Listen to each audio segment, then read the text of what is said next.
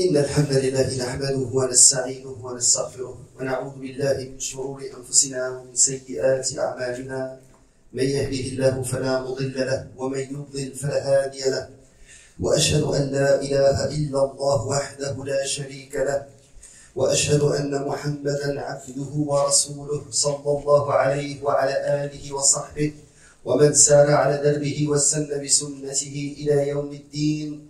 يا أيها الذين آمنوا اتقوا الله حق تقاته ولا تموتن إلا وأنتم مسلمون. يا أيها الناس اتقوا ربكم الذي خلقكم من نفس واحدة وخلق منها زوجها وبث منهما رجالا كثيرا ونساء واتقوا الله الذي تساءلون به والأرحام إن الله كان عليكم رقيبا.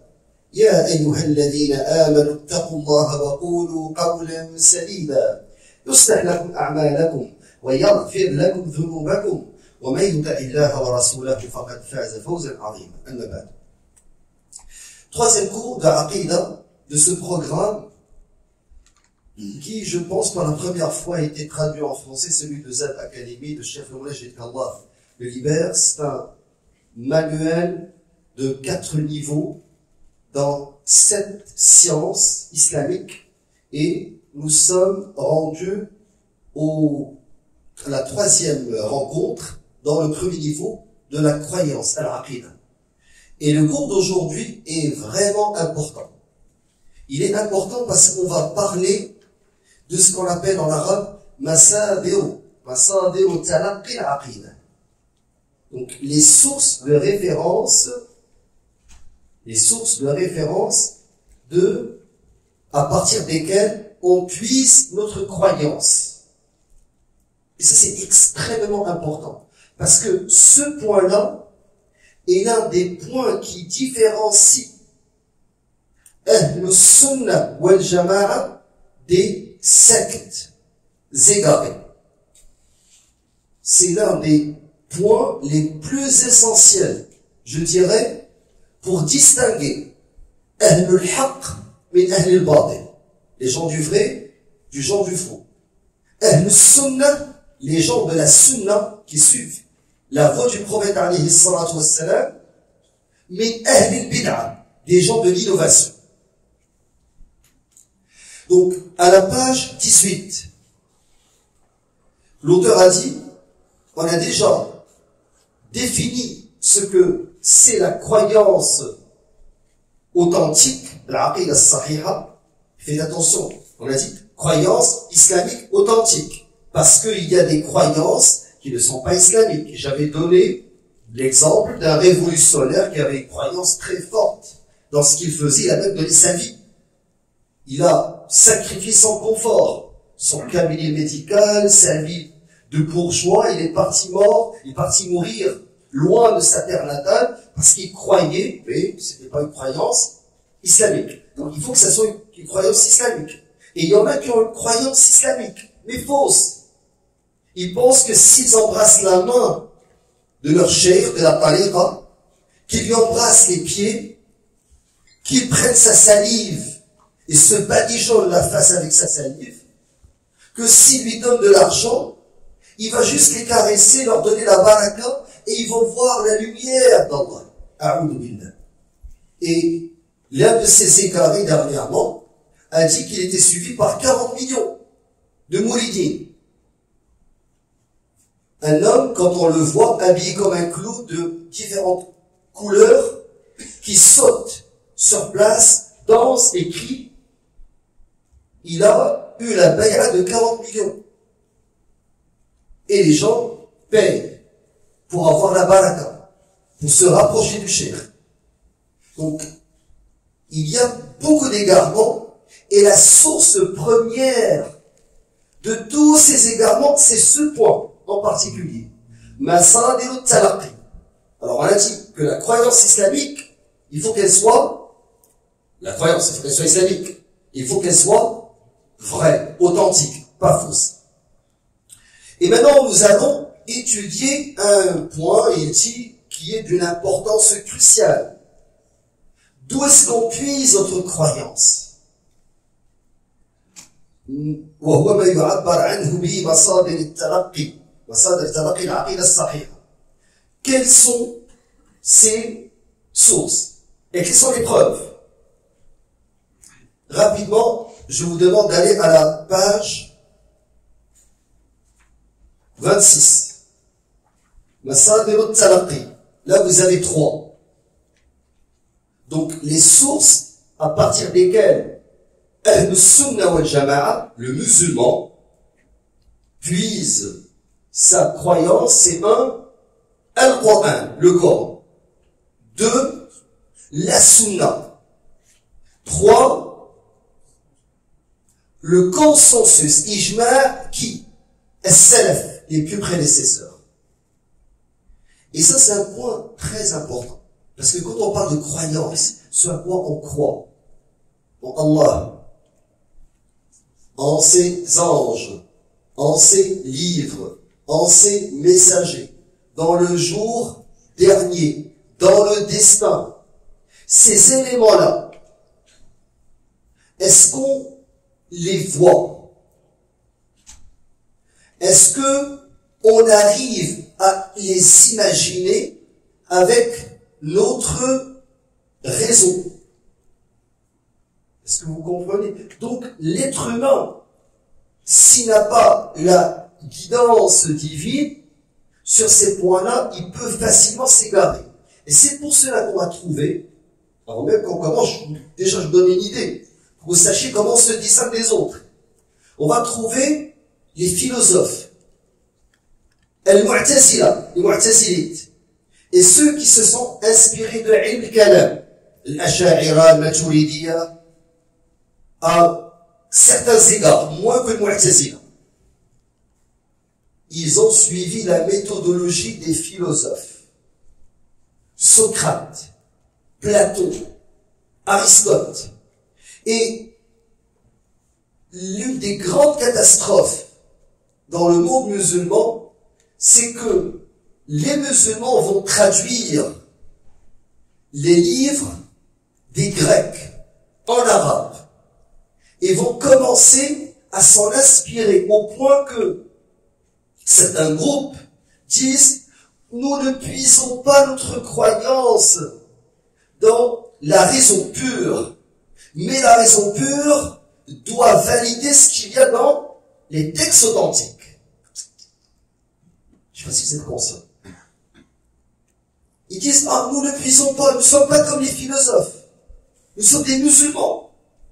Et nous puisons notre croyance à Al-Qur'an et à Sunna. » Et vous, ceux que vous appelez les salafistes, Ahl Sunna wal Jama'a, Atba' Salaf Salih, ceux qui suivent les plus prédécesseurs, les traditionalistes,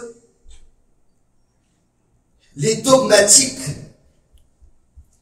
les fondamentalistes, les intégristes. Les fondamentalistes, vous avez des fondements. Les intégristes, vous dites que le haqq, il est chez les plus prédécesseurs. Vous suivez tout ce qui est dans les textes, tout ce qui est dans le Coran de la Sunna. Mais il faut que vous mettiez de l'avant vos capacités intellectuelles. Il faudrait que vous soyez capable de valider dans leur dit. La raison pure, comme l'a dit Cheikh Islam Ibn Taymiyyah, ne peut pas être en contradiction avec le texte authentique. La raison pure, il faut qu'elle soit pure, il ne faut pas qu'elle soit altérée. Et il faut que le texte soit pur, soit authentique, excusez-moi. Le texte authentique, un Coran, il n'y a pas de divergence à ces égards. Tous les musulmans savent que le Coran nous est parvenu par corroboration, et même les Shia, la secte des chiites, Rawafid plus particulièrement, s'ils ne le disent pas ouvertement, certains de leurs chouyours qui font tariya, cachent leur croyance, le disent dans leurs livres et leur disent à leurs adeptes, ils disent « Ah, le Coran aurait pu être complété. » Et pour nous, c'est de la mécréance. Parce que tous les musulmans, sans exception, disent « Al-Qur'an nous est parvenu par corroboration, il est corroboré. » Maintenant, la sunna, il y a un travail à faire pour distinguer le vrai du bon, du faux. Les hadiths, comme ça a été défini par les savants de hadith, sont des hadiths acceptables et hadiths qu'on ne peut pas accepter. Et dans la colonne des hadiths acceptables qu'on peut utiliser comme preuve, il y a le hadith sahih, le hadith authentique, et le hadith al-hasan, le hadith bon. Et le premier qui a vulgarisé cette classification, c'est l'imam al-Tirmidhi, Abu Isa al-Tirmidhi. Et les hadiths qui sont faibles, qu'on peut utiliser, mais, et ça c'est une grande divergence. L'imam al-Bukhari, il dit on ne peut pas les utiliser du tout. Certains savants disent on peut les utiliser, mais avec certaines conditions, mais quand on va voir les conditions dans les hadiths, vous allez voir qu'on ne peut pas les utiliser vraiment dans l'aqidah, dans la croyance. Mais je reviens à ce que je disais.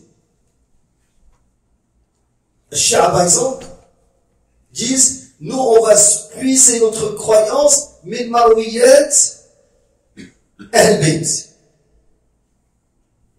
Marwiyat al-bayt. Est-ce que vous, Shia, vous avez une science qui s'appelle al-hadith? Vous ne l'avez pas. Et al-hadith, c'est pas de l'histoire. Hein.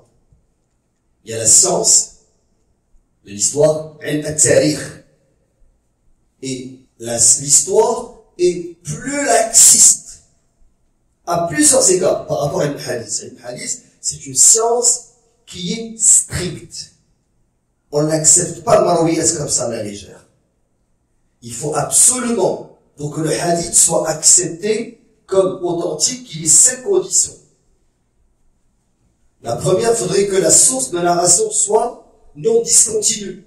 Du prophète alayhi salatu wassalam à celui qui rapporte du premier jusqu'au dernier. En passant par sahabi, par un tabi'i, sahabi le compagnon, tabi'i celui qui le suit, la deuxième génération c'est qui suit le sahaba, jusqu'à ce qu'il nous est parvenu. Continue. 2, faudrait que le hadith soit rapporté par des narrateurs dans toute la chaîne de narration, qui soient udoul, c'est-à-dire qu'ils aient une moralité exemplaire, qui n'ait jamais menti, jamais commis de péché. Donc, je parle des péchés majeurs, les kaba'ir. Et certains ont ajouté qu'ils ne soient pas connus pour des péchés mineurs qu'ils font à répétition. Et ils ont ajouté, et qu'ils soient exempts de khawal al-mur'a, tout ce qui touche à l'honneur. 3, il faudrait qu'ils aient, pour le hadith soit authentique, une mémorisation, qu'il soit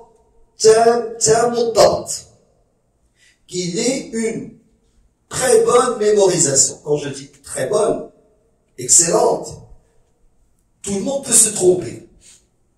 Mais c'est-à-dire que ses pairs, les savants, lui attestent que sa mémorisation est exempte d'erreur.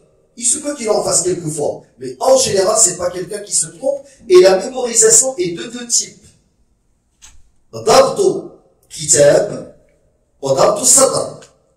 Donc, mémoriser dans le livre, et mémoriser dans sa mémoire. Ici, l'arabe dit sadr, dans sa poitrine. Yahmilu al-Qur'an fi sadri. Il a mémorisé le Coran dans sa poitrine. Alors, numéro 4, il faudrait que le hadith ne soit pas shadh. Al-shudhud, c'est quoi shudhud? C'est le fait que le hadith ne soit pas rapporté par quelqu'un qui contredit sa version, elle contredit quelqu'un qui est meilleur que lui. À ce moment-là, le hadith est dit shadh.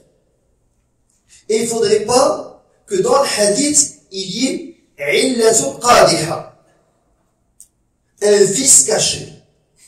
Et ces 2 éléments, shudud de l'illa, touchent aussi bien la chaîne de narration que le contenu du hadith. Elles mettent nos sanad. Donc regardez, c'est très strict. Et quand je parle de toucher à la moralité,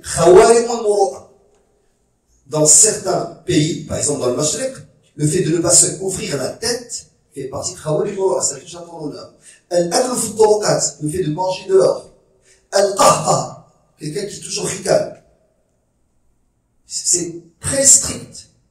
Ils étaient extrêmement sévères. C'est pas n'importe qui va rapporter une narration. Alors pourquoi je vous dis tout ça? Pour savoir que lorsqu'on dit qu'on va puiser notre croyance dans Al-Qur'an et dans As-Sunnah, As-Sahiha, Sunnah al-Maqboula, qui est la Sunnah qui est acceptée, qui est authentique, cela va à l'encontre, par exemple, des chiites qui vont dire nous allons prendre notre croyance dans Al-Marwiyat, les narrations Al-Bayt. Et est-ce que vous avez, quelle est votre méthodologie? Non, pas de méthodologie. Vous comprenez? Des livres, n'importe qui peut ajouter et enlever. Aucune valeur. Les soufis, As-Soufia, Al-Naqshbandiyya, Tijaniyya, Al-Qadiriyya, Al-Bouchitchiyya, Al-Karkariyya, tous ces ordres, ces sectes. D'où est-ce que vous puisez votre croyance? Al-Manamat, Al-Ru'a, les visions. Notre cher, il a une vision. Il a vu une lumière. Une fois, il lui a dit. Il a dit que si tu répètes ce dhikr 1000 fois, tu auras au paradis une maison du n'importe quoi. Donc, les soufis puisent leur aqid et leur croyance dans les visions de leurs shuyukh. Al-Rawafid, Shia, dans les narrations Al-Bayt. Quelles sont ces narrations? Al-Mu'tazila. Les Mu'tazilites, ils disent, il faut que la raison, en épuisant le Coran et Sunna, mais, نقدم العقل على النقل. On va donner préséance à la raison, au détriment du texte. Ça, c'est catastrophique. Ça veut dire, c'est leur raison qui fait en sorte qu'ils acceptent ce que Allah a dit. C'est leur raison qui fait en sorte qu'ils acceptent ce que le prophète alayhi salatu wassalam a dit. Et si, la raison, on parle de quelle raison? La tienne, la mienne, la sienne, la raison de la majorité, la raison de la minorité, la raison des intellectuels, la raison des philosophes, quelle raison? Chacun sa propre raison. N'est-ce pas? Donc, à ce moment-là, le Sunnah wal Jama'a, ceux qui suivent les plus prédécesseurs, disent que nous puisons notre aqida, notre croyance, dans le Coran, dans la Sunna et dans le consensus des plus prédécesseurs. Maintenant, dans une petite introduction, dans la page 18, l'auteur a dit, moi j'ai déjà cité les sources et tout, mais je n'ai pas encore cité Adil à l'épreuve. Il faut savoir que al-aqida as-sahiha, aqida al-tawhid, aqida al-fitriya. C'est une croyance qui est conforme à la raison, à la saine raison, à la disposition naturelle. Et ça, on l'a déjà dit. بمعنى أن الأصل في بني آدم أن كلهم هذه العقيدة، الأصل في بني آدم كلهم هذه العقيدة، وأن الإنسان منذ خلقه الله وأوجده على هذه الأرض فإن في نفسه هذه العقيدة. Donc, ils disent que l'être humain a été créé avec une disposition naturelle à croire à cette croyance qui est pure. Et subhanallah, j'ai déjà expliqué la semaine dernière que l'être humain, il a été créé pour être abd. Certains vont dire, ah non mais moi je suis libre, moi je ne crois en rien. Je ne crois ni en Dieu, ni en aucune chose. On va lui dire, tu prétends être libre. Mais en fait, tu m'as vu celui qui a pris ses propres passions pour divinité. Ta'isa, abd dirham. Ta'isa, abd dinar. Malheureux est l'adorateur du dirham. Malheureux est l'adorateur du dinar. Parce qu'il fait soujoud pour le dirham et le dinar. Non. C'est que dans sa vie, ce qui le motive, c'est l'argent, les biens. D'ailleurs, aujourd'hui, n'avez-vous pas remarqué qu'en Occident, on a un système, non pas économique, capitalisme, mais même un système politique, social, un système de valeurs qui s'appelle le libéralisme, qui est basé sur, justement, cette liberté des capitaux, liberté de l'être humain, de la personne, et que l'économie se trouve imbriquée avec. C'est une nouvelle religion.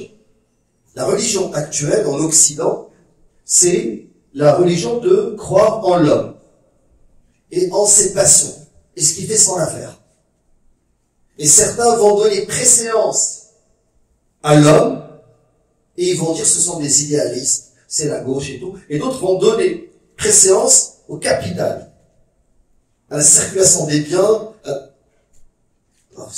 Ils ont, et ceux qui se disent humanistes, ils ont érigé l'homme en Dieu. Donc leur propre passion. Le musulman, quand il puise la croyance dans le Coran et dans la Sunna, c'est parce qu'il croit fermement, sans le moindre doute, que ce livre, Alif Lam Mim, ذلك الكتاب لا ريب فيه, ذلك الكتاب, on parle du livre, kitab, c'est le Coran, la rayba fi, il n'y a pas de doute. Hudan lil muttaqin, une guidance pour les pieux. Donc, une guidance, c'est que tu le mets devant toi, il te guide, il t'illumine le chemin, il te dit où est-ce que tu dois arrêter, ce que tu dois faire, ce que tu dois pas faire, ce que tu dois croire, ce que tu dois pas croire.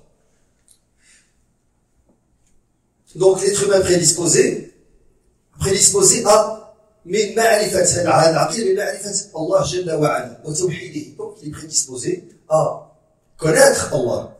Il a besoin de connaître Allah, de faire l'unicité. C'est-à-dire, l'être humain est prédisposé, l'enfant, dès qu'il naît, et que tu lui dis, c'est Dieu qui nous a créés. Il est prédisposé à croire, et cela va calmer ce qu'il y a dans les poitrines, ce qu'il y a dans la conscience de cet être humain qui commence à se dire, ok, je viens de voir ma grand-mère mourir. Qu'est-ce qui va devenir de moi après la mort? Qui m'a créé? D'où est-ce que je viens? Je ne suis pas comme les animaux. Les animaux, ils broutent, ils chassent, ils mangent, ils s'accouplent et ils disparaissent. Ils ne réfléchissent pas sur leur destinée, sur leur origine. L'être humain, Allah Azza wa Jal, a donné préséance à Adam alayhi salam. Il a enseigné à Adam les noms de toutes choses, tous les noms. Il a demandé aux anges de se prosterner pour lui. Pourquoi? Parce que c'est avec la connaissance, le savoir, la science, qu'il a donné préséance par rapport aux anges. Et l'être humain raisonne, réfléchit. Et le fait de ne pas savoir, ne pas avoir des réponses à ces questions, qu'on appelle les questions métaphysiques, ontologiques, ces questions fondamentales, fait en sorte que l'être humain a besoin, on l'a déjà expliqué, de paradis artificiel, de drogue, d'alcool, de toujours travailler, de toujours être occupé, parce qu'il ne veut pas réfléchir à ça. S'il pense à ça, il va être malheureux. Parce que l'être humain ne veut pas disparaître. Qui veut disparaître? Qui veut mourir? Qui veut devenir poussière? Quand tu penses à la mort, c'est quelque chose qui vient ici au niveau de ton cou te serrer. L'être humain a cette envie de rester, de ne pas disparaître. Donc, ces réponses à ces questions, cette foi, l'iman, donne la sérénité. Et donne le calme à la personne, subhanallah. Donc, il a dit, de faire l'unicité, par exemple, l'unicité de la divinité, savoir que seul Dieu, Allah, je n'utilise pas le mot Dieu parce qu'on peut l'avoir au féminin et au pluriel. Allah, ism alam. Ça c'est l'opinion de l'imam Shafi'i. D'autres savants disent ism mushtaq, un nom dérivé. Ya'lahu, ilah, Aliha, Allah, c'est un nom dérivé de Ya'lahu. Il adore, il aime à l'adoration, jusqu'à l'adoration. Donc, Allah Azza wa Jal est seul à pouvoir créer, seul à pouvoir donner la vie, seul à pouvoir donner la mort, celui qui donne la subsistance, celui qui gère le monde. Ça, c'est Tawhid al-Rububiyyah. De la Seigneurie. Et, donc, tu fais l'unicité d'Allah par ses actes. Et l'unicité d'individu, tu fais l'unicité d'Allah par tes propres actes. Que toi, tu ne peux prier qu'Allah. Tu ne peux sacrifier que pour Allah. Tu ne peux faire une œuvre que pour Allah. Tu peux demander secours que d'Allah. Donc, et il a dit, min ma'rifatillahi jalla wa ala wa tawhidihi wa al-faza'i ilayhi waqt ash-shidda. Donc, quand tu es dans des moments de panique, des moments où tu as besoin de secours, c'est à ce moment-là que tu te retournes vers Allah subhanahu wa ta'ala. Wa annahu, d'ailleurs, la fameuse citation, il n'y a point d'athée dans les tranchées. Première guerre mondiale, ils ont dit dans les tranchées, tout le monde devient croyant. Ils montent dans un avion,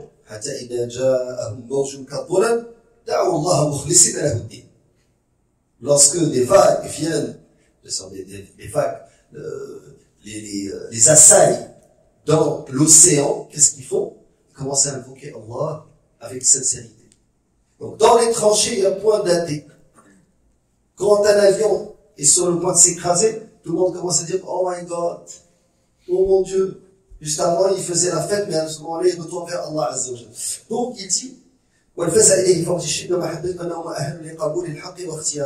humain, il est prédisposé à accepter le vrai, tant que sa raison est pure.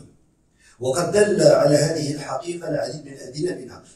il va nous donner quelques versets qui attestent que l'être humain est prédisposé. فأقم وجهك للدين حنيفا فطرة الله التي فطر الناس عليها. Donc فطرة الله التي فطر الناس عليها. C'est la prédisposition, le fitra. La saine, la fitra, c'est la prédisposition, la saine raison. La raison, c'est l'aql. Mais le fitra, c'est vraiment, parce que regardez, en arabe, il y a deux termes. Il y a al-ghariza, qui est l'instinct animal, et il y a al-fitra. Donc, l'animal, il fait des choses instinctivement. L'instinct. Ok, pourquoi les scientifiques, ils ont dit que l'animal fait des choses instinctivement? Parce qu'il y a des choses qu'il fait sans que sa mère, la femelle qui a mis bas, le lui a enseigné. Donc, ils ont un problème, les scientifiques. L'animal reproduit des choses que personne ne lui a enseigné. Allah subhanahu wa ta'ala. C'est Allah qui l'a créé. C'est Allah qui a mis en lui cet instinct. Mais eux, scientifiquement, c'est l'instinct animal. Vous avez compris, il le fait par instinct. C'est son instinct qui a pris le dessus. C'est un gentil toutou. Il a été apprivoisé depuis qu'il est petit. Et il l'a élevé. Quand il a grandi, il l'a dévoré. Ou il a attaqué un jour. C'est son instinct qui a pris le dessus. Ok, mais l'instinct, qui lui a enseigné à attaquer son maître? Pourquoi il l'a dévoré? Est-ce qu'il n'a pas vu sa propre mère chasser? Il n'a rien vu, il a grandi parmi les hommes. Mais l'instinct, et l'instinct, c'est que Allah Azza wa Jal a mis dans l'animal cet instinct. Et de la même manière, dans l'être humain, il n'y a pas l'instinct, le réalise, il y a un fitra. Et cette disposition naturelle, Hayy ibn Yaqdhan, un récit qui a été écrit sur un enfant qui s'est retrouvé sur une île, son de Robinson Crusoe, mais un enfant, et cet enfant-là est parvenu à croire en Dieu, en Allah. Il regardait toujours en haut. D'ailleurs, Baudelaire, dans un poème remarquable, il parle des aveugles. Les aveugles, vous savez, moi si je vous rends des yeux, je vous donne un bateau. Vous allez commencer à marcher en regardant en bas, de peur que vous tombiez dans un trou. qu'on veut heurter quelque chose. Mais lui, il a remarqué que les aveugles, tous, ils font comme ça. Ils lèvent leurs yeux, leur tête, mais ils ne voient pas. Ils disent vers le ciel, implorant la miséricorde. Donc, ça c'est une preuve pour Al-Sunna wal Jama'a, qui disent Al-Ulu, contrairement au Al-Bid'ah. Donc, subhanallah, il dit que فأقم وجهك للدين حنيفا فطرة الله التي فطر الناس عليها لا تبديل لخلق الله. Il y a point de changement dans la création d'Allah. ذلك الدين القيم. Voici la raison, la religion. ذلك الدين القيم ولكن أكثر الناس لا يعلمون. Mais cependant, la plupart des gens ne savent pas. Traduction libre d'essence de ce verset, Ar-Rum, 30e verset. Donc, Al-Hanifiyya, ici il a dit les dînes Hanifa. Al-Hanifiyya, on va retrouver ce terme dans la législation de Ibrahim alayhi salam, mais ça veut dire l'islam avec ses avec ses piliers. Al-Fitra hiya الطبع السوي والجبلة المستقيمة التي خلق الناس عليها والمتهيئة لقبول الدين الحق. Donc, al-fitra, c'est ils disent الطبع السوي. On peut expliquer ça par une disposition naturelle. Quelqu'un qui est prédisposé à croire, prédisposé à accepter le haqq. Je vous donne des choses qu'on a dans notre disposition naturelle. On n'aime pas l'injustice. Une vidéo que j'avais partagée avec des jeunes, en Arabie, ils ont fait sortir un cheval, qui était blessé, ils ont commencé à s'amuser à lui tirer dessus, et à l'achever. Et l'animal hennissait de douleur, puis il tirait et riait. Et cette vidéo, subhanallah, quand tu la regardes, elle te fait mal. Il s'amuse à tirer sur un cheval qui souffre. Donc l'être humain, dans sa disposition naturelle, il n'aime pas voir l'injustice. Même quand il s'agit d'un animal. Nous avons été créés comme ça. Nous n'avons pas choisi. Et si quelqu'un n'a pas de remords, il n'a rien sur la conscience. Donc, il voit l'injustice et savoure l'injustice. Ça veut dire que c'est un psychopathe. C'est considéré comme une maladie mentale. Il n'est pas normal. Quelqu'un qui est normal ne peut pas savourer l'injustice. Ça doit lui faire mal. L'être humain est créé comme ça. Certains vont dire, et l'animal? L'animal, Allah Azza wa Jalla l'a doté de l'instinct. Il tue pour se nourrir. Il tue pour protéger son territoire. Il tue pour protéger les siens. Allah lui a donné un instinct. L'être humain, Allah lui a pas donné l'instinct, il lui a donné un fitra. Donc dans cette fitra, si elle est saine, elle va t'empêcher de commettre l'injustice. Parce que certains vont dire seulement l'injustice. Ya bunayya la tushrik billah, inna ash-shirka la dhulmun azim. Shirk. Luqman, alayhi salam, quand il faisait des conseils à son fils, il lui a dit n'associe pas avec Allah l'associationnisme et shirkun azim. Et dhulmun azim est une grande injustice. Donc la grande injustice, inna shirka la dhulmun azim. Donc l'associationnisme est une grande injustice. Donc deuxième preuve, Ar-Rasoul alayhi salam dans un hadith rapporté par Bukhari Muslim, il a dit kullu mawludin yuladu ala al-fitra. Donc tout nouveau-né est sur la fitra, la disposition naturelle. Fa'abawa, ses parents, yuhawwidani, le convertissent au judaïsme, ou al-nasirani, ou al-majlisani. Donc ce sont ses parents qui vont faire en sorte qu'il va avoir une religion quelconque, que ce soit le judaïsme, le christianisme. Le majlisani et le majousia, c'est le fait d'adorer le feu. C'est des adorateurs du feu qui est habité dans l'ancienne Perse. كمثل البهيمة تنتج بهيمة هل ترى فيها الجمعة. Donc là, la Rasul donne un exemple d'une bête quand tu vois que la bête est née, d'une certaine manière, est née d'une manière assez saine. Donc là, c'est un exemple entre l'animal, comment il est sous une forme parfaite, et comment l'être humain naît avec cette prédisposition qui est naturelle. Donc, وفي لفظ آخر ما من مولود يولد إلا يولد على الفطرة فأبواه يهودان أو ينصران أو يمجسان كما تنتج البهيمة بهيمة جمعاء كما تنتج البهيمة جمعاء. Donc جمعاء أو جدعاء. الجمعاء هي مكسبات الأعضاء. Donc on parle toujours de comment la bête, il va comparer l'être humain dans sa disposition naturelle à une bête. Ne remarquez-vous pas que la bête, elle est complète, que la bête elle manque pas de membres. C'est la métaphore ici.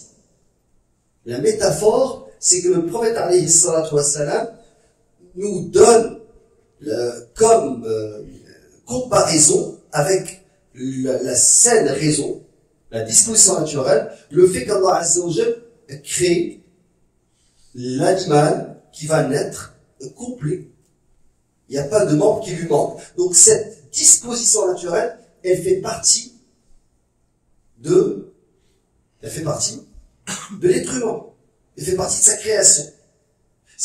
Tu n'as pas à inculquer à ton fils à ne pas être injuste. Il est né pour ne pas aimer l'injustice. Des fois, l'enfant, s'il voit l'enfant, son père, frapper sa sœur ou son frère, il commence à pleurer. Il veut pas voir ça. Il n'aime pas voir ça. Surtout s'il ne comprend pas pourquoi il le frappe. Il ressent une injustice. Et il n'aime pas cette injustice. Qu'est-ce qui lui a appris ça? Allah subhanahu wa ta'ala. J'ai donné l'exemple avec l'injustice, mais j'aurais pu donner l'exemple avec la pudeur. Donc, l'être humain, quand il naît, il est prédisposé à être pudique. Il veut se couvrir. Même un enfant, il veut couvrir. Au début, on lui apprend, mais il est prédisposé à apprendre.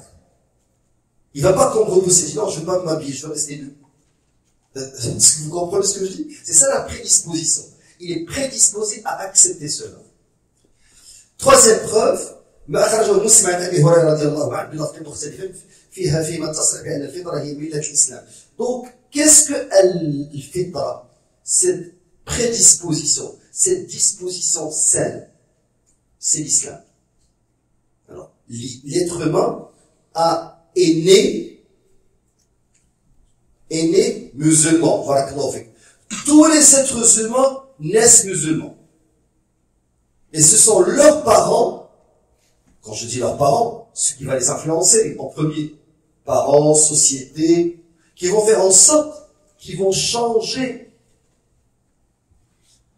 de religion. C'est ça qui va altérer leur disposition naturelle. C'est pour ça que les Ahl-Sunnah wal Jama'a, quand les savants parlent des enfants des mouchriquins, des enfants des mécréants, ils disent où est-ce qu'ils vont être? Ils seront avec Ibrahim alayhi salam et Sarah. Donc, au paradis. Parce qu'en Ahl-Sunnah, nous croyons que ceux qui meurent sans avoir entendu l'appel de l'islam, ils seront testés le jour du jugement dernier. Allah va leur dire de rentrer dans le feu. Un ordre. Allah te donne un ordre. Ceux qui vont rentrer dans le feu, ils seront au paradis. C'est pas le feu. Et ceux qui vont refuser iront en enfer. Donc ils seront. Et ça, c'est une preuve que la foi, l'iman, c'est pas seulement qawlun wa i'tiqad, mais il y a l'amal. Tawhid, al-ubudiyya, al-ibada, al-uluhiyya. L'unicité de la divinité, c'est que Allah t'ordonne et tu dois agir. Tu dois te conformer à son ordre. Ceux qui vont mourir sans avoir connu l'islam, sans jamais avoir entendu l'appel à l'islam, seront testés le jour du jugement dernier. Et les enfants qui sont nés musulmans et qui sont morts avant d'atteindre la puberté, Al-Sunnah wal Jama'a disent qu'ils sont avec Ibrahim alayhi salam et Sarah. Parce qu'ils n'ont jamais ils n'ont jamais commis de péché et ils sont restés sur leur disposition. عن عياد بن حمار المجاشعي. Ça c'est la quatrième preuve. أن رسول الله صلى الله عليه وسلم قال ذات يوم في خطبته وفيه, donc dans son prêche, le messager a dit وإني خلقت عبادي حنفاء كلهم. Donc Allah a dit, c'est un hadith qudsi, le messager rapporte les paroles, discours directs, il rapporte les paroles du prophète alayhi salam. J'ai créé tous mes serviteurs hunafa, donc tous musulmans.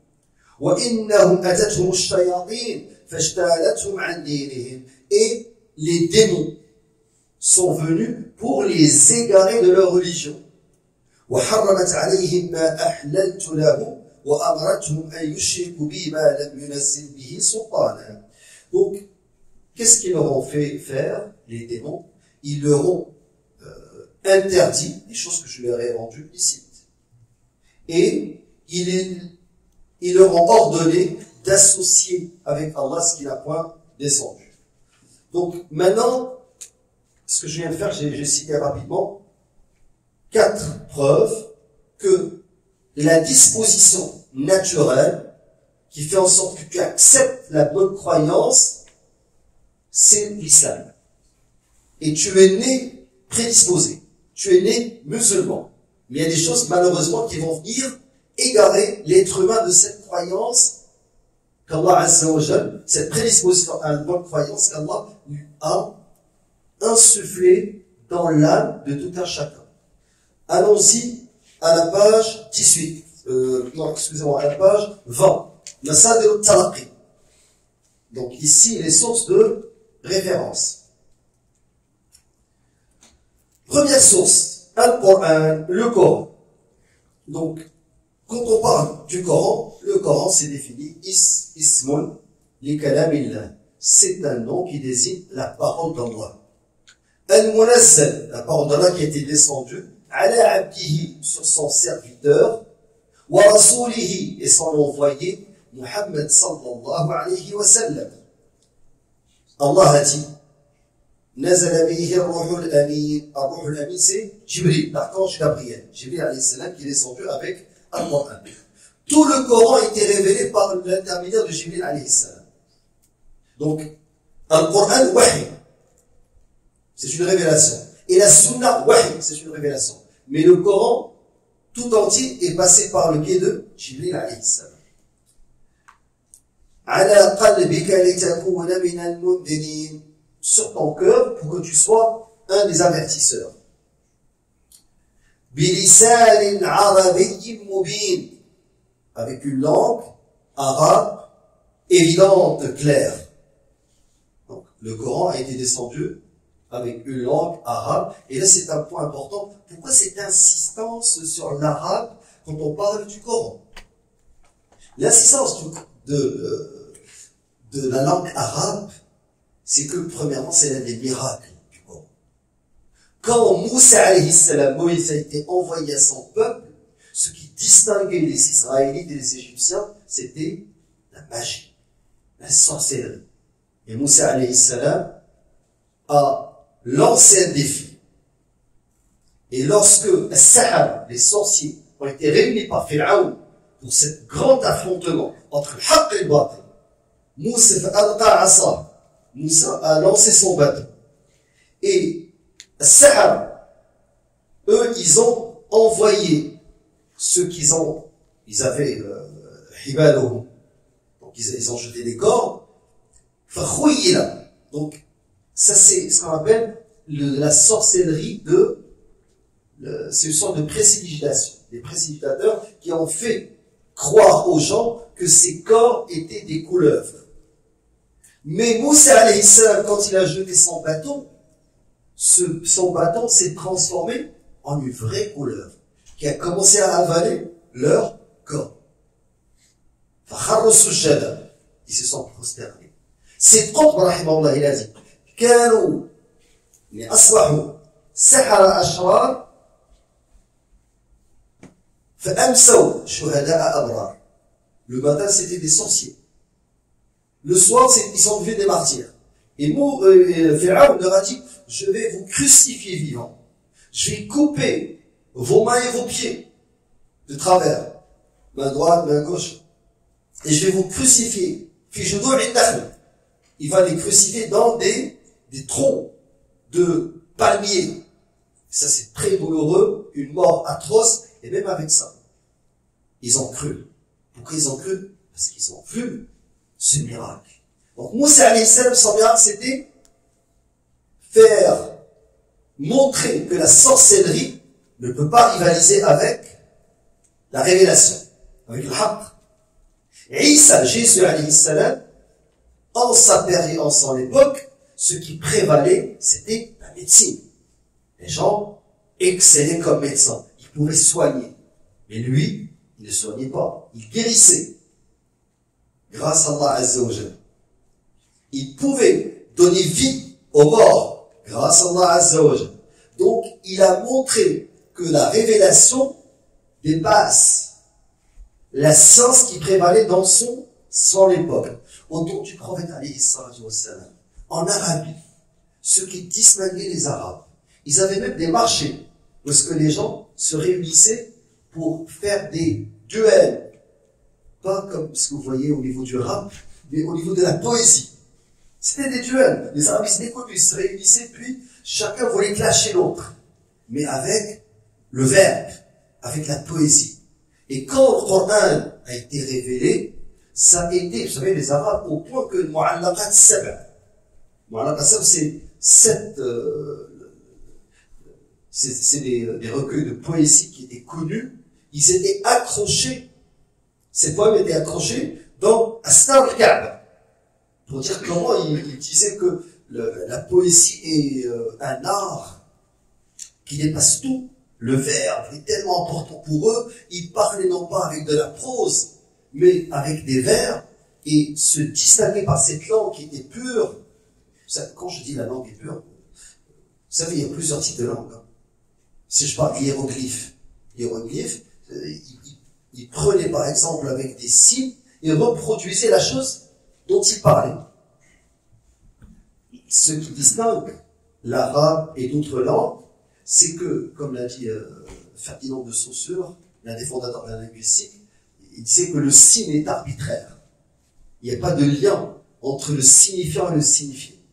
Bon, quand tu dis Jamaloun, il n'y a pas de lien entre Jamaloun et un dromadaire.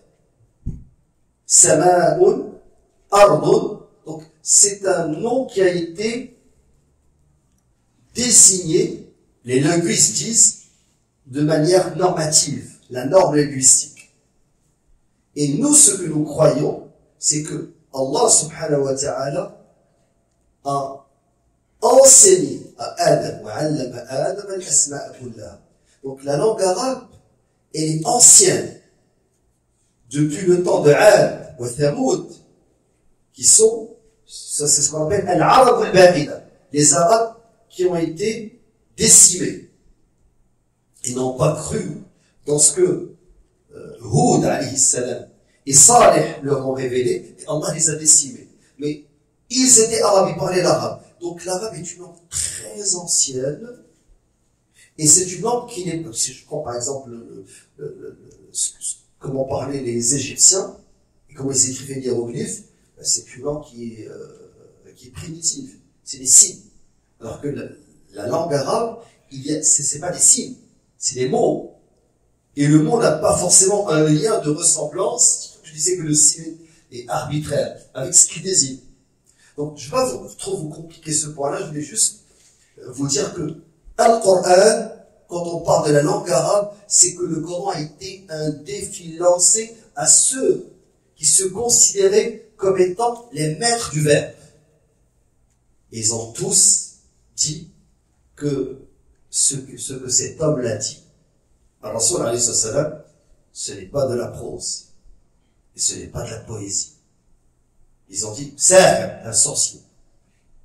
D'autres, ils ont dit, kahin, un devin. D'autres, ils ont dit, que celui qui lui a enseigné, parce que s'ils disent que celui qui lui a enseigné Ajami, c'est pas un arabe. Qui peut battre les arabes dans la langue qu'ils maîtrisent? Donc, et le Coran a été ce miracle, et tous les Arabes, leurs poètes, leurs grands penseurs, se sont soumis. Et qu'est-ce qu'il disait? Ne l'écoutez pas. وما كان صلاتهم عند البيت إلا مكاء وتصدية.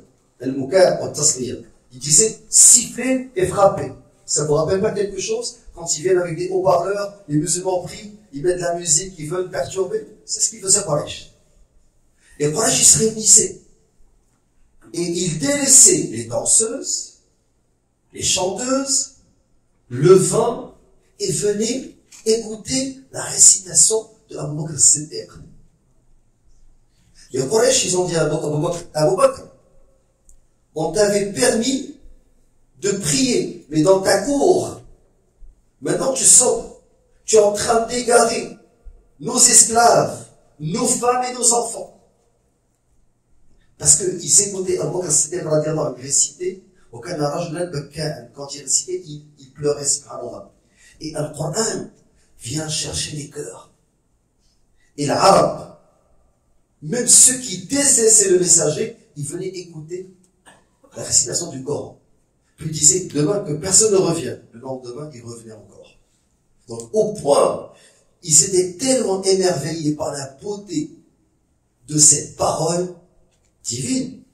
Et kanu ashab al-lugha, ceux qui comprennent l'arabe, goûtent, subhanallah, à la lecture du Coran. Et ils délaissaient les soirées, le vin, les femmes, pour venir écouter le Coran. Alors qu'ils étaient mécréants. Donc, ça c'est la première preuve. La deuxième, tout ce qui est dans le Coran est vrai. Donc, le Coran ne contient que du vrai, que ce qui est tout ce qui est authentique. وإن الذين اختلفوا في الكتاب لفي شقاق بعيد. Allah aussi dit, قل صدق الله. Donc, صدق الله, Allah a dit vrai. ومن أصدق من الله حديثا, qui est plus authentique dans son discours qu'Allah. ومن أصدق من الله قيلا, qui est plus authentique, qui dit plus vrai qu'Allah dans sa parole.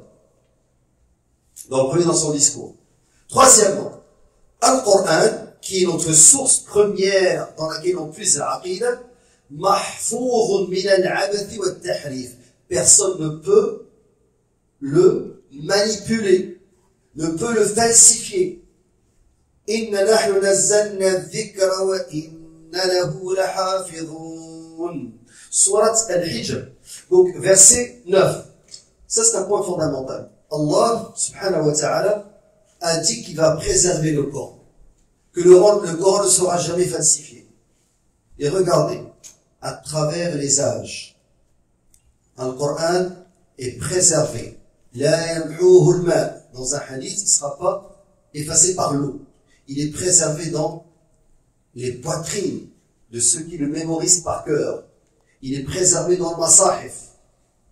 Donc, le Coran, Allah Azza wa Jalla, et subhanallah, ce verset-là, il est tellement important. لأن الذي وعد بحفظ كتابه, celui qui a promis qu'il va préserver son livre, بحفظه للقرآن سيحفظ أمة القرآن وسيحفظ لغة القرآن. Donc Allah Azza wa Jalla, quand il dit que le Coran sera préservé, c'est une bonne nouvelle pour les musulmans. Cette Ummah ne sera jamais décimée. Parce que si le Coran est préservé, la Ummah du Coran sera préservée.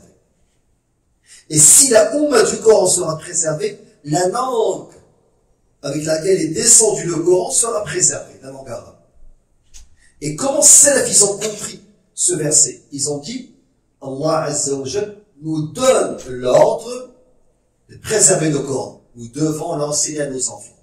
Allah nous donne l'ordre de préserver la langue du Coran. Nous devons l'enseigner à nos enfants et nous devons préserver Al-Qur'an wa lughata Al-Qur'an. Pourquoi? Parce que inna nahnu nazzalna al-dhikr, nous avons fait descendre al-dhikr, c'est-à-dire le Coran.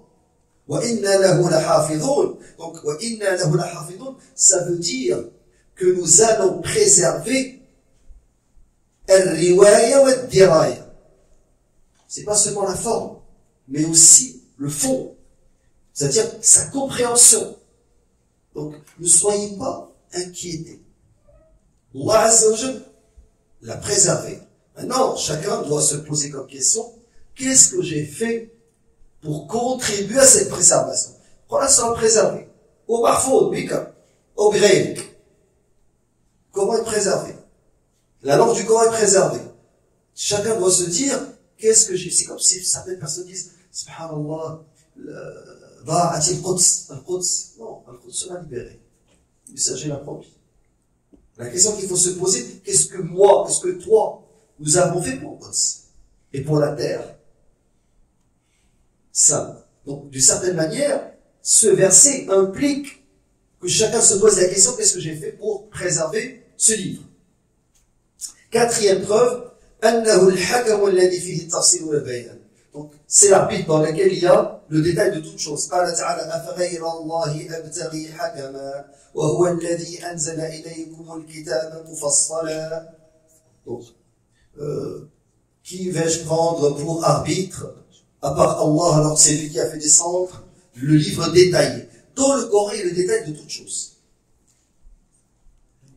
Quand je dis de toutes choses, tout ce qui nous est utile pour nous les musulmans. والذين آتيناهم الكتاب يعلمون أنه منزل من ربك بالحق فلا تكونن من الممترين. Ne sont pas de ceux qui doutent. Ceux à qui nous avons fait descendre le livre, ils savent qu'il a été descendu par Allah avec vérité. Cinquièmement, Al-Qur'an. Qu'est-ce que je suis en train de faire? Je suis en train de vous donner des preuves que la aqida, la croyance, doit être tirée du Coran. Cinquième preuve, parce que le Coran, ou Al-Furqan, son nom, il y a Surat Al-Furqan. Al-Furqan, c'est un synonyme de Al-Qur'an. Al-Furqan, c'est le discernement. C'est ce qui fait la différence, qui discerne le vrai du faux. Ok, est-ce que c'est vrai ou c'est faux? C'est le Coran qui va juger. Vous avez compris? Est-il possible de faire l'avortement? Une femme, elle veut se débarrasser de son enfant. Tous les deux, est-ce qu'on va demander à la majorité ce qu'elle veut? Non. Est-ce qu'on va voir, est-ce que l'économie, c'est plus profitable pour l'économie d'avoir des enfants? Pas du tout. Est-ce qu'on va se demander, qu'est-ce qui est meilleur? Ou qu'est-ce qui est éthique selon, je ne sais pas quel courant de pensée? Non, on va aller voir le Coran. Est-ce que le Coran permet l'avortement ou l'interdit? Le Coran l'interdit, c'est interdit. Il n'y a plus de débat. Et si on organise un débat, et on est sûr que les musulmans sont la majorité, ceux qui disent qu'on peut utiliser la démocratie ou la majorité, on est sûr que les musulmans vont choisir l'interdiction de l'avortement. Même si on le fait, ça c'est haram. On ne peut pas mettre en jeu Shar Allah Azza wa Jal. Ce qui a été révélé par Allah exige la soumission. Que tu dois te soumettre. Sincèrement, Allah nous a ordonné de recourir au Coran lorsqu'on est en conflit. Et c'est le Coran qui doit être le juge. Donc si vous êtes en conflit à propos d'une chose, revenez vers Allah et son messager. On revient vers Allah, vers son livre. Vers le messager, vers sa sunna. Donc, parce que le livre d'Allah et la sunna du prophète alayhi salam. Et Allah a dit, In kuntum tu'minuna billahi wal yawmil akhir. Si vous croyez dans Allah et le jour jugement dernier. ذلك خير أحسن تأويلا. Numéro 7, septième point. أنه هو القول القاطع الذي يفصل بين الحق والباطل وهو أبعد ما يكون عن الباطل واللعب. قال تعالى إنه لقول فصل. Donc, le Coran, c'est pas un jeu. Le Coran, c'est un qawl fasl. La parole qui va distinguer ce qui est vrai de ce qui est faux. Il ne s'agit pas du plaisanterie.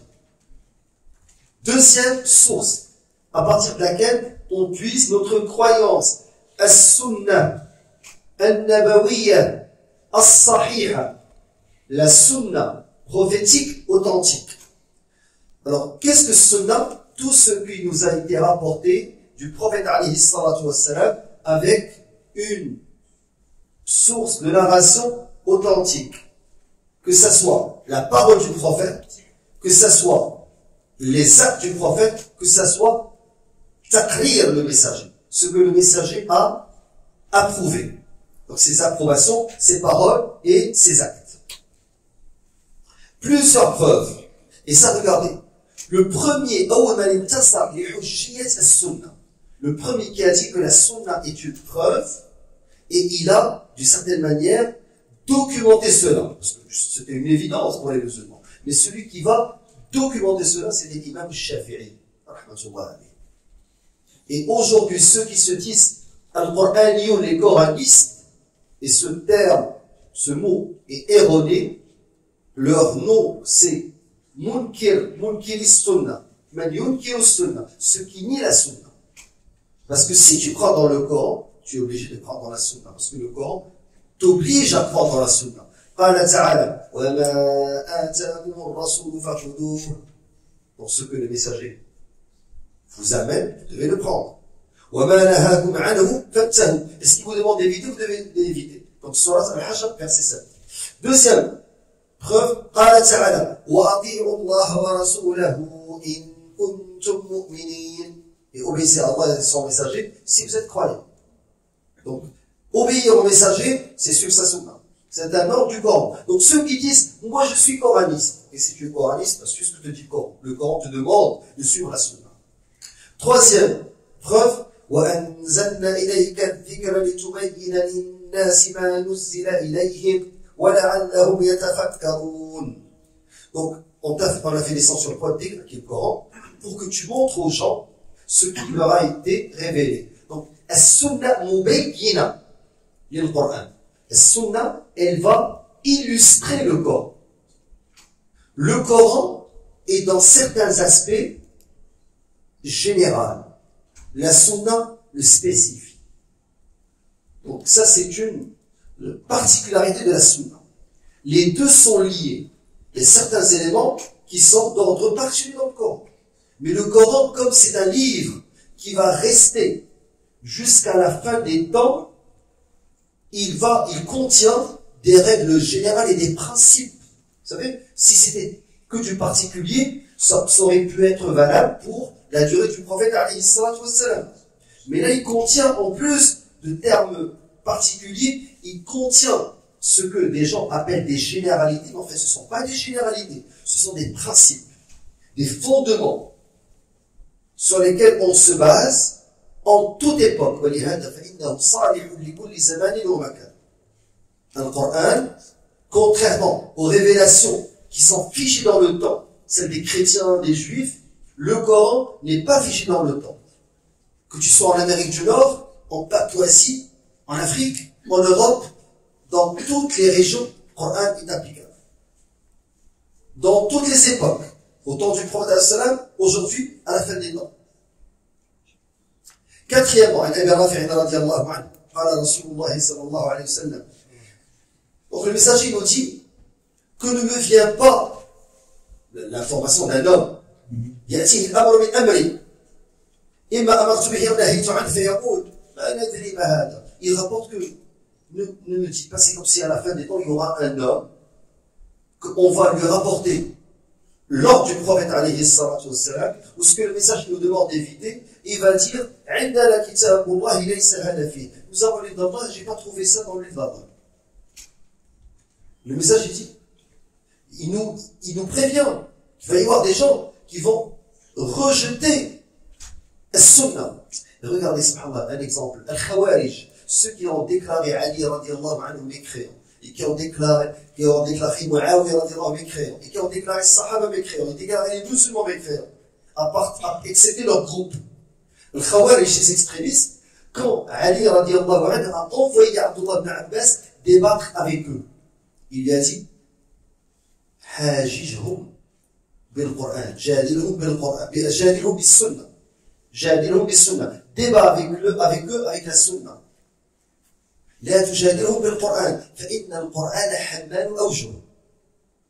Ne débat pas avec eux avec le Coran mais avec la sunna, parce que حمال أوجه, le Coran est peut-être interprété. Il est sujet à interprétation. Alors que la sunna, elle est particulière. Donc, la personne, si tu débats avec elle, elle peut prendre un verset et l'interpréter. Vous savez, on peut nous faire dire aux mots, non, aux chiffres.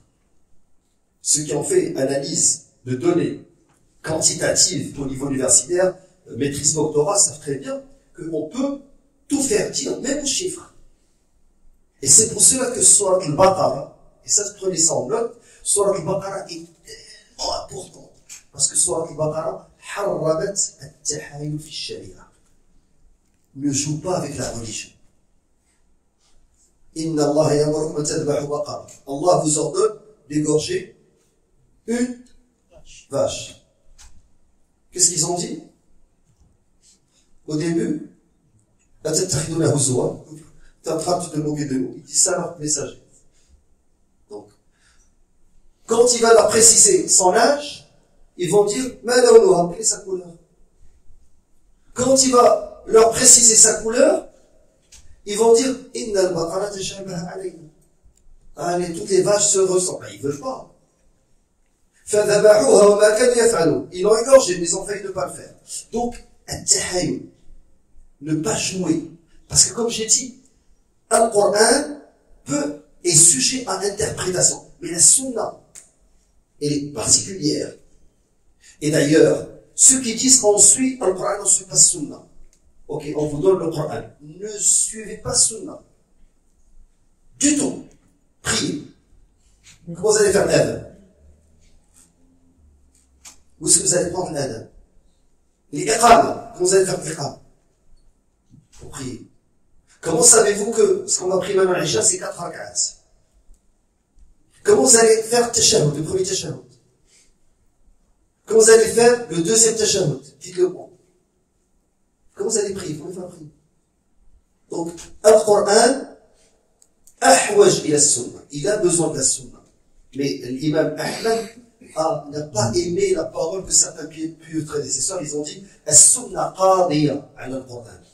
Il a dit, il n'a pas aimé ces paroles de dire que la sunna a le dessus sur le Coran, c'est-à-dire pour montrer la preuve, mais ce qu'on peut dire, c'est que la sunna mubayyina du Coran. Et elle va l'expliciter.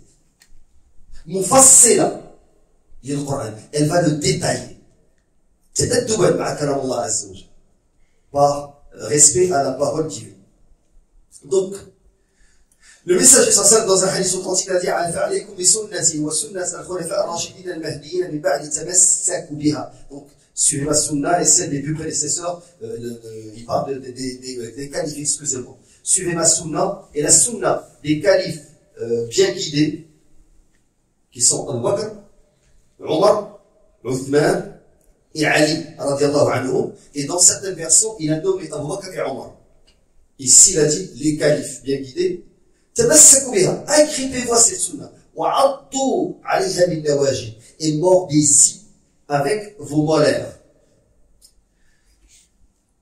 Septièmement, وقد دل الإجماع أيضا على حجية السنة النبوية. حجية, c'est-à-dire que la sunna est une preuve, c'est un consensus. Et قال الشافعي, c'est pour ça que je dis que le Shafi'i, c'est l'un des premiers qui a documenté cette question de l'importance de la sunna comme preuve. قال الشافعي ولا أعلم من الصحابة, et je ne connais pas l'un des compagnons, ولا من التابعين, ou bien de la génération qui a suivi الصحابة, أحدا أخبر عن رسول الله صلى الله عليه وسلم إلا قبل خبره وانتهى إليه وأثبت ذلك سنة. Donc aucun parmi les sahaba ou ceux qui les ont suivis, on l'a informé d'une parole du prophète sans qu'il l'accepte et qu'il s'arrête à cette parole du prophète alayhi salatu wassalam.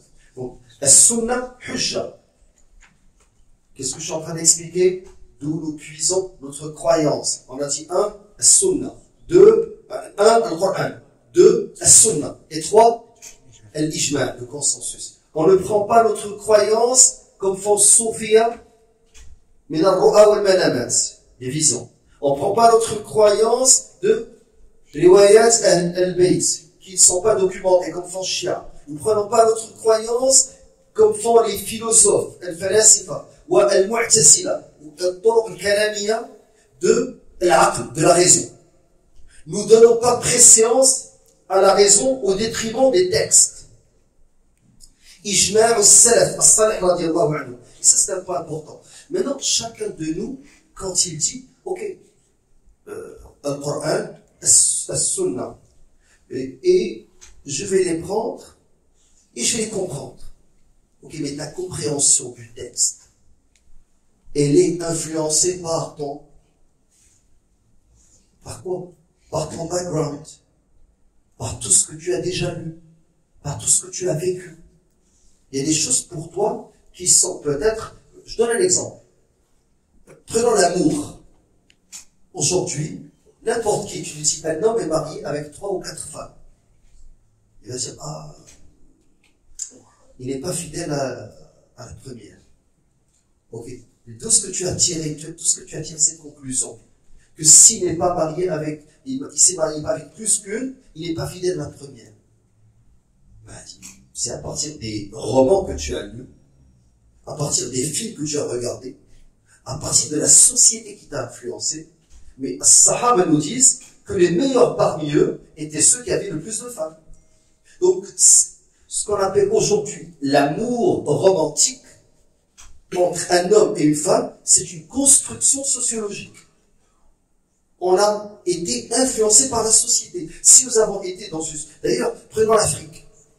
En Afrique, tu trouves des chrétiens polygames, des musulmans polygames, des panthéistes, des animistes qui croient ni en islam ni polygames. Donc, dans la société, il y a une influence par rapport à cet élément-là, qui apparaît comme étant normal. Dans certaines sociétés occidentales, le fait d'avoir une maîtresse, ça c'est apparu en Europe, parce que, vous savez, les catholiques n'ont pas le droit de divorcer. Tu es lié avec ta femme pour la vie, jusqu'à la mort. Et si tu la divorces, tu es excommunié. L'Église t'accepte plus comme un croyant. Et tu n'as plus de salat janaza, ni oraison funèbre, tu ne vas pas être enterré avec les... Donc, qu'est-ce qu'ils ont fait pour dépasser ce problème? La société française a dit qu'il est tout à fait normal d'avoir une maîtresse et que la femme est un amant.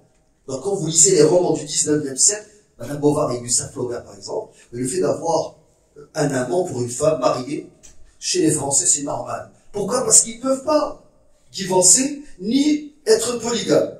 Donc, ce qu'ils ont inventé pour contourner cet empêchement qui va à l'encontre de la disposition naturelle, c'est le fait d'avoir des amants et des maîtresses qui est devenu tout à fait acceptable. Bien entendu, chez nous, ce n'est pas acceptable. Mais pour eux, c'est devenu acceptable.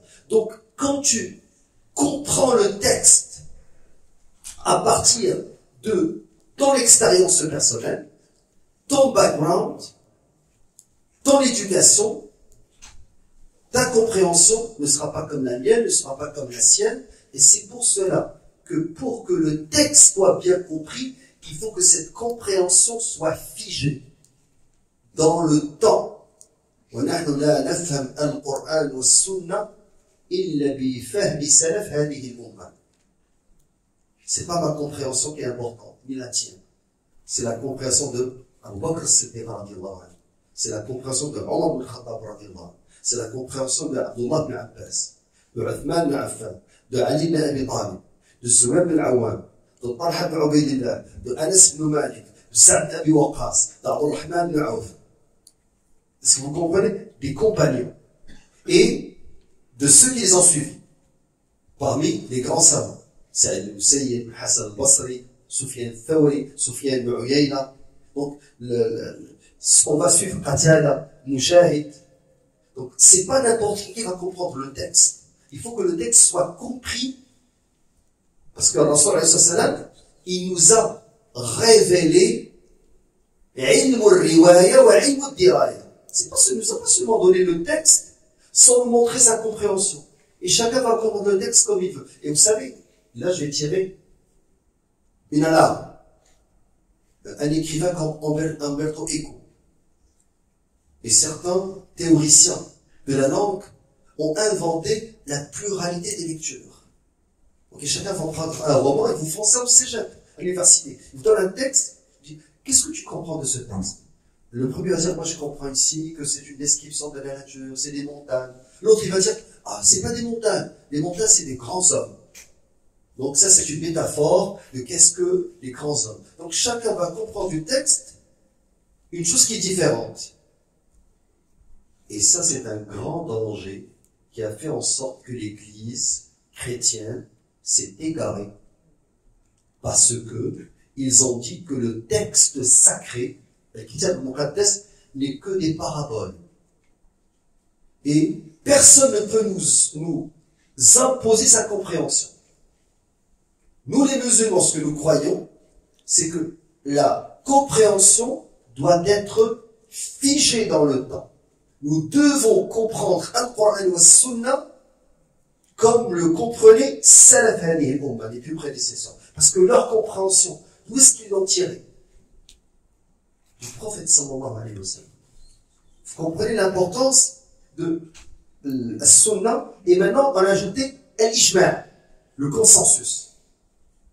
Alors, là il va donner, premièrement, Salaf. Ils disent, qui sont Salaf? Le consensus de Salaf. Et regardez, pour que ça soit Ijma', qu'est-ce que l'Ijma'? Premièrement, ce concept, c'est un consensus, mais à une époque donnée. Si par exemple les savants de siècles différents font un consensus, c'est pas considéré comme étant un ijma'. Il faut que les savants de Assa, Milan Usr. Donc il faut que ça soit dans une période figée. Alors, les noms de Salaf, Ahl Sunnah wal Jama'a, les gens de la Sunna et du groupe, qui vont se réunir autour de cette Sunna. Al-Firqa al-Najiyya, ça a été cité dans un hadith du prophète alayhi salam, il a dit inna ahl al-kitabayn iftaraqu fi dinihim ala 72 millah, ils se sont divisés en 72 religions ou groupes, parce que millah c'est une religion. Wa inna hadhihi al-umma sataftaraqu ala 73 millah. Et cette umma va se diviser en 73. Kulluha fi an-nar illa wahida wa hiya al-jama'a. La seule qui sera au paradis, non pas en enfer, c'est al-jama'a, c'est le groupe. Alors, c'est pour ça qu'on l'appelle Al-Firqa al-Najiyya. Al-Firqa qui va, c'est un jour, qui va être le groupe sauvé, qui va être sauvé de l'enfer. Qu'est-ce qui fait rentrer en enfer? À perpétuité, al-shirk, al-kufr, la mécréance et l'associationnisme. C'est à perpétuité. Et qu'est-ce qui fait rentrer en enfer temporairement?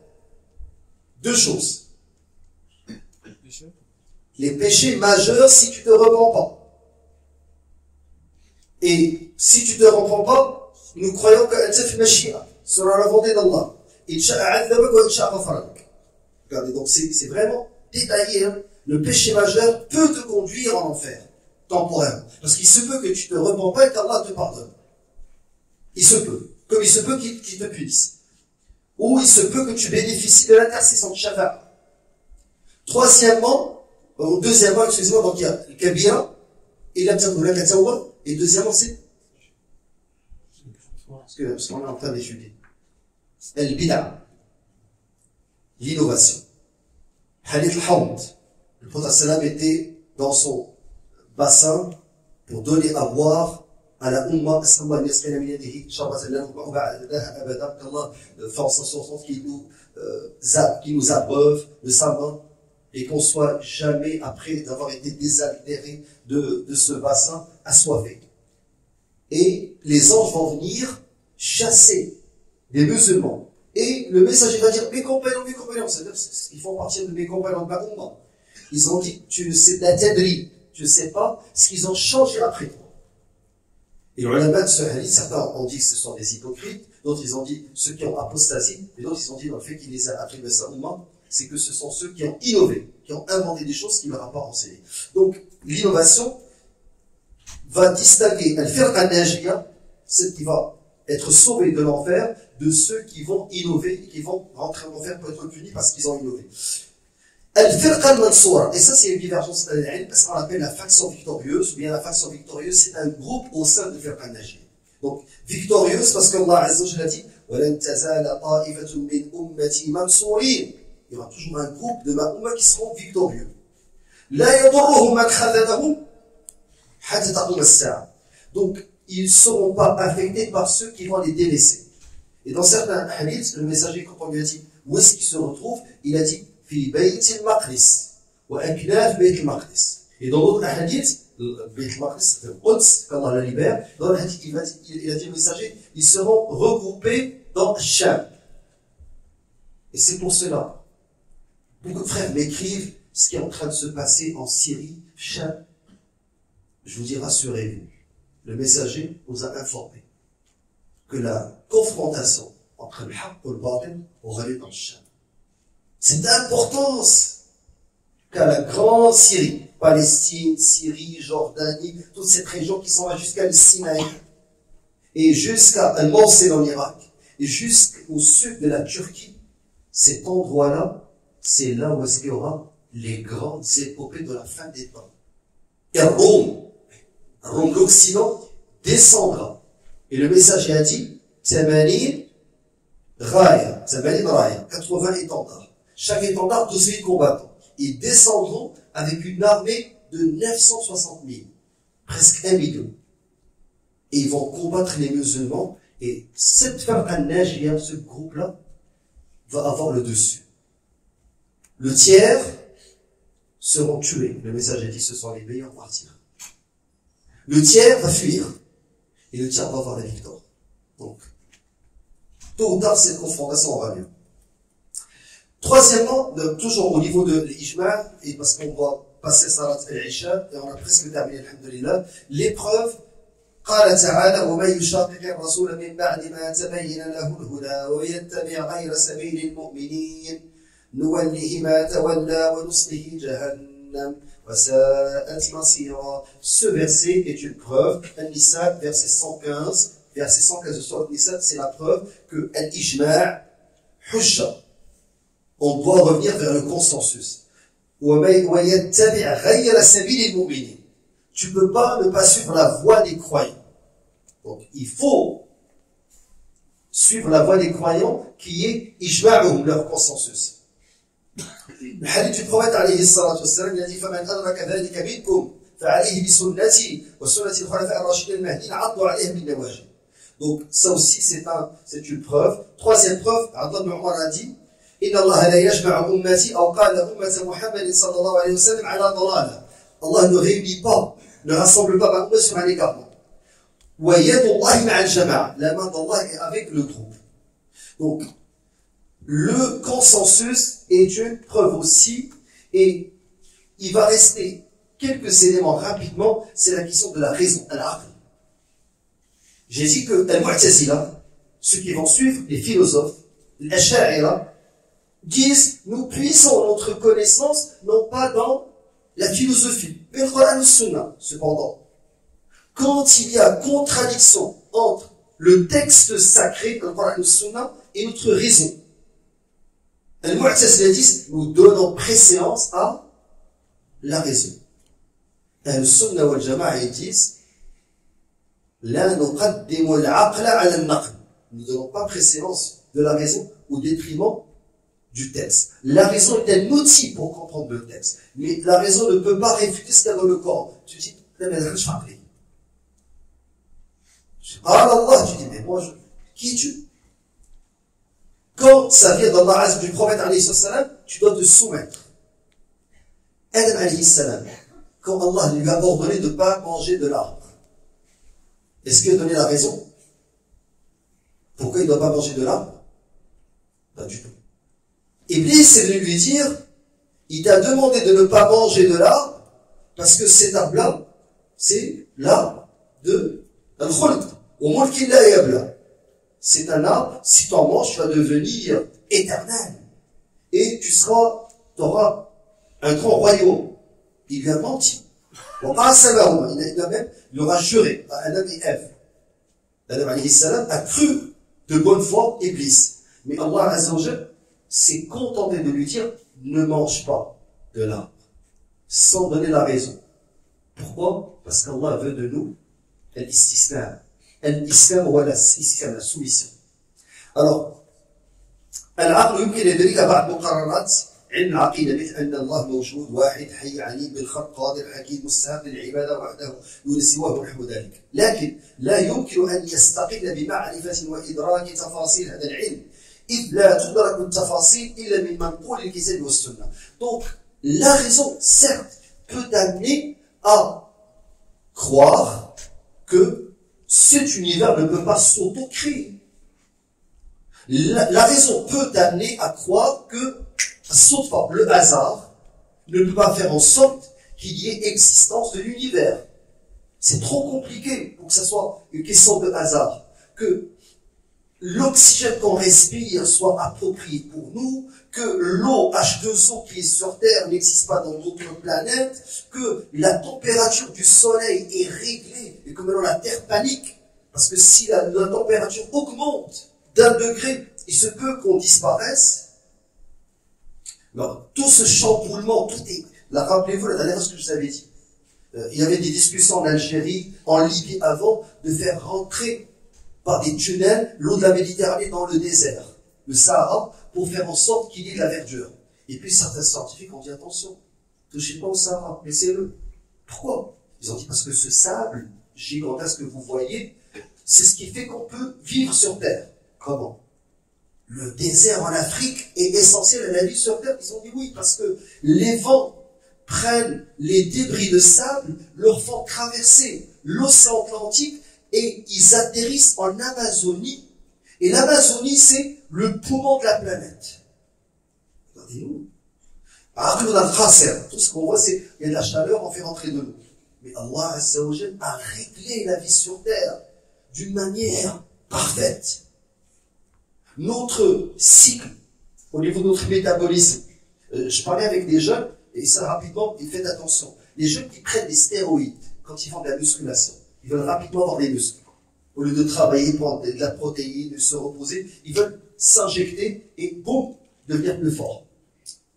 Problème, et ils veulent aussi brûler du gras. Ils prennent aussi des brûleurs de graisse. Et rapidement, tu t'injectes, tu prends des brûleurs de graisse, le gras fond et les muscles restent. Facile. Non, c'est problématique. Parce que quand tu prends des brûleurs de graisse, qu'est-ce que tu fais? Tu accélères ton métabolisme. Et avec l'âge, notre métabolisme, qu'est-ce qu'il fait? Il commence à ralentir.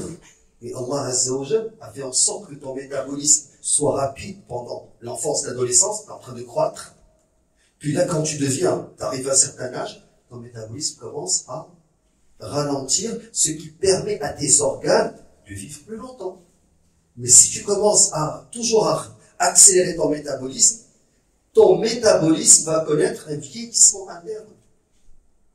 Ton foie, tes reins, tes organes, on ne joue pas avec ça. Allah Azza wa Jal a créé l'être humain, la nature qu'on voit, d'une manière parfaite. Et l'être humain ne peut pas, avec sa raison, sa raison très limitée, voir des éléments, ce macro-univers. Il ne peut pas le voir avec sa vision étriquée. Donc, ça c'est à propos de la raison. Et dans la dernière page, إذا وجد ما يوهم التعارض بين النقل الثابت الصحيح والعقل الصريح وجب تقديم النقل لسببه. Donc, il faut donner préséance à la révélation et non pas à la raison. Et il y a un livre, un chef-d'œuvre, mais qui est très difficile, c'est un livre niveau très avancé de l'Aqida, Dar'u Ta'arud al-Naql wal-Aql, les Cheikh l'Islam Ibn Taymiyyah. Ça, c'est l'un de ses meilleurs livres, mais il est vraiment difficile parce que Cheikh l'Islam Ibn Taymiyyah, il a réfuté les sophismes et les allégations des philosophes. Et si tu ne connais pas la philosophie, tu as du mal à comprendre la valeur scientifique du texte de Cheikh l'Islam Ibn Taymiyyah. Donc, il a dit comment se comporter lorsqu'il y a contradiction entre la raison et le texte, le Coran et le Sunna. Il a dit, on donne préséance à la révélation. Pourquoi? Donc, la révélation, le Coran, le Sunna, sont figés. Ils vont pas commencer à changer. Ce qui est aujourd'hui acceptable ne l'était pas il y a 3 siècles. Peut-être qu'il va plus l'être. Par exemple, l'avortement, les gens disaient, une femme va avorter, elle va tuer son enfant. Aujourd'hui, la société occidentale accepte l'avortement. L'euthanasie. Avant, c'était, subhanallah, tu pouvais pas ne pas prendre soin de ta mère ou de ton père vieillissant. Aujourd'hui, en Occident, c'est tout à fait normal de les mettre dans des pensions pour personnes âgées. Et même les parents qui sont mis dans ces pensions, ils sont rendus au point de dire « Ah, mes enfants doivent avoir une fille. » Ils vont pas s'occuper de moi tout le temps. Qui m'envoie une carte à la Noël, qui m'amène un cadeau de jour de mon anniversaire, que je les vois jusqu'à ma mort. Ils sont résignés. Donc, ce qui est acceptable aujourd'hui ne l'était pas. On va pas revenir à 2 siècles. Avant la Révolution tranquille au Québec. Dans les années 60, au Québec, la famille c'est les 12, 13, 14 enfants. Aujourd'hui, la famille c'est un mâle et un mâle. Une femelle et une femelle. 3 mâles et ils ont adopté une fille. L'article est dans la presse. La DPG a permis à un couple formé de 3 mâles donc ce qui est accepté aujourd'hui n'était pas accepté pour eux il y a juste quelques années. Donc la révélation elle est figée alors que al-aql mutaghayyir.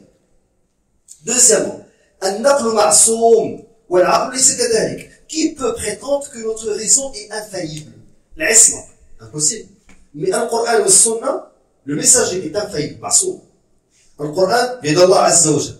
Donc le Qur'an ma'soum, min al-khata, min al-salal. Il y a point d'erreur. Il est infaillible. Alors que notre raison, regarde, je ferme un œil, illusion optique, et je mets mon pouce est plus grand que l'immeuble en face. Notre raison, non seulement elle est facilement influençable, mais en plus elle peut changer. Maintenant, qu'est-ce que al-naqlu as-sahih? Al-Qur'an, al-Karim, la révélation authentique, c'est le Coran et la Sunna authentique du prophète sallam. Wal-aqlu as-sarih huwa as-salim min al-inhiraf wash-shubha. Parce que Cheikh Islam Ibn Taymiyyah, dans son livre, dans son chef-d'œuvre, il a dit, en fait, poser cette question, à quoi on doit donner préséance, il a dit que c'est normal que ce soit la révélation. Mais il a dit, la révélation ne peut pas être en contradiction avec la raison saine. قال شيخ الإسلام ابن تيمية ما علم بصريح العقل لا يتصور أن يعارض الشرع البتة بل المنقول الصحيح لا يعارضه معقول صريح فقط وقد تأملت في ذلك عامة ما تنازع الناس فيه فوجدت ما خالف النصوص الصريحة شبهات فاسدة يعلم بالعقل بطلانها. Donc, fin du cours, désolé d'avoir pris plus que la séance. Après Salat al-Isha, on revient avec al-fiqh, Inch'Allah. Subhanakallah wa bihamdik, ashhadu an la ilaha illa anta, nastaghfiruka wa natubu ilayk.